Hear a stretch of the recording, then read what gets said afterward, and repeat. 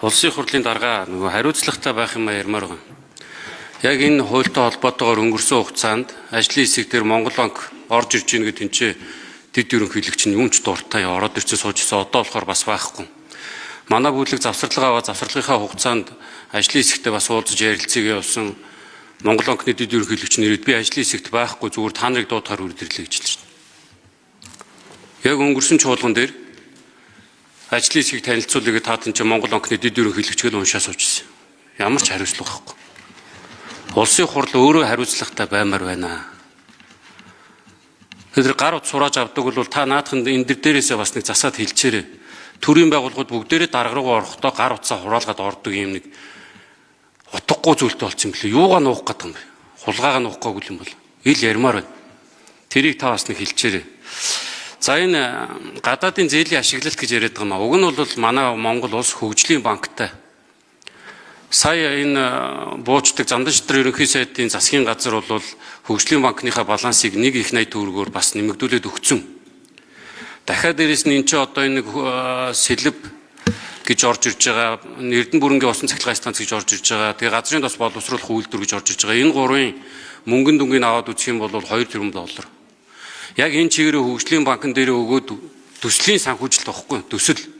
Тэгээд төслүүд нь амжилттай хэрэгжиж явах юм бол хөгжлийн банк чинь ч гэсэн томроод үлдэнэ. Хөгжлийн банк томроод үлдэж байгаагийнхаа хэрээр дахиад дараагийнхаа том төслүүдийг хөгжлийн банк санхүүжүүлэх одоо баланстай болох байхгүй давгна. Жишээлхэд Эрдэнэ бүрэнгийн усан цахилгаан станц Байдргийн голын усан цахилгаан станцаас юугаараа ялгаатай болохоор Байдргийн голын усан цахилгаан станц Баянгар аймагт баригдах гэж байгаа тэр станц хасагдаад ганцхан Эрдэнэ бүрэнгийн усан цахилгаан станц гэж оруулж ирээд байгаа. Төсвийн байнгын орооны хурал чинь бас тоглоом биш шүү дээ.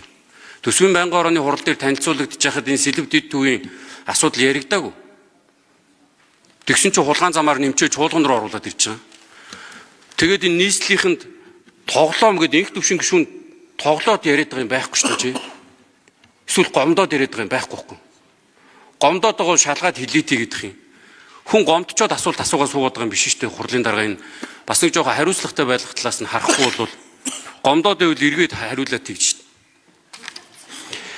За тэгээд энэ банк энэ чинь Монгол улс зээл авах хэсэг асуудлаар ярьж байхад энэ уг нь Монгол банк нь ажлын хэсэгт нь орж ярилцаад одоо жишээлхэд энэ төсөвдөр дахиад хариуцлагагүй юмнууд явагдаж байгаа. Эрдэнэ бүрэнгийн усан цахилгаан станц гэдэг энэ чинь дахиад төсөвдөр ачаал болохгүй гэж яриад байгаа байхгүй. Гэтэл төсөвдөр ачаал болцсон хөгжлийн банкнаас зээл авсан 5-7 цахилгаан станцын төслийн нэгж байна. Эгийн голын усан цахилгаан станцын төслийн нэгжүүд байна. Зардлууд нь явсараад одоо бараг 100 орчим тэрбум төгрөг болсон байна уу. Тэгээ тэрийг төсөв цуулгаад төлчихнө гэдээс одоо болтол байхгүй. Яаман дээрээ баахан зардал, улсын төсөвдөө суулгана гэж хэлээд хөгжлийн банкндаа бас нэг баахан гай. Иймэрхүү асуудлуудаа цэгцэлэхгүй бол ингээд өмнөх гай чинь дуусаагүй байхад дараагийнх нь гай нэмэгдэж орж ирэх гээд байгаа. Энийг яаж эргээр харж байгаа юм? Яагаад Баянгар аймгийн Байдргийн голын усан цахилгаан станцыг хасж байгаа? Яагаад сэлб дэд төвийн хулгайн төслийг нэмж байгаа? Байшин бариад хүн оруулаад буцаага заачих юмыг заавал улсын хурлын гадаадын зээл тусламж гэж оруулж ирж хууль баталж өгөх ёстой юм. Энэ дээр нэг тайлбар авах гэсэн.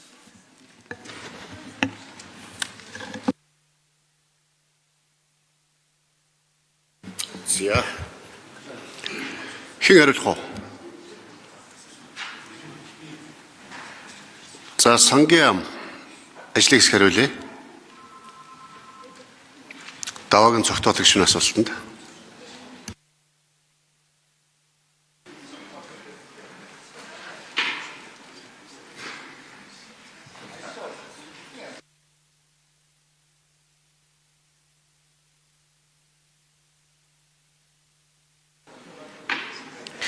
Цогтоотор гишүүний асуултанд хариулъя. Сангийн ам хөгжлийн санхүүжилт хөрөнгө оруулалтын газар дэлгэр жаргал Байдргийн усан цахилгаан станцын хувьд бол бодлогын баримт төчөг болон бусад асуудалтай төр бишийн түншлэлээр хэрэгжүүлэхээр батлагдсан. За одоо төр бишийн түншлийн тухай хуулийн дагуу 63 мегаваттын усан цахилгаан станц төр бишийн түншлэх шинжилгээнүүд нь нэгдээ засгийн газраар орж батлагдахаар ингээд явж байгаа.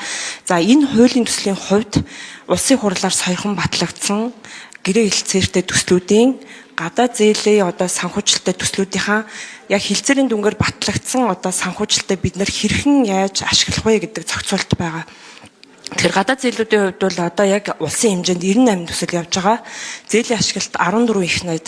14 их найдыг бид нар цаатлын одоо гэрээ хэлцээрийн хугацаа бол 2030 он хүртэл ашиглах юм гэрээ хэлцээртэй улсын хурл яг ингэж баталж өгсөн.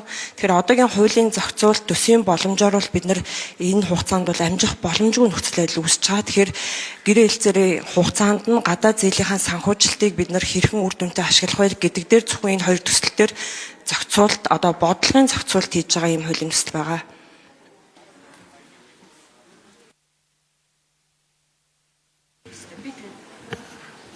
За.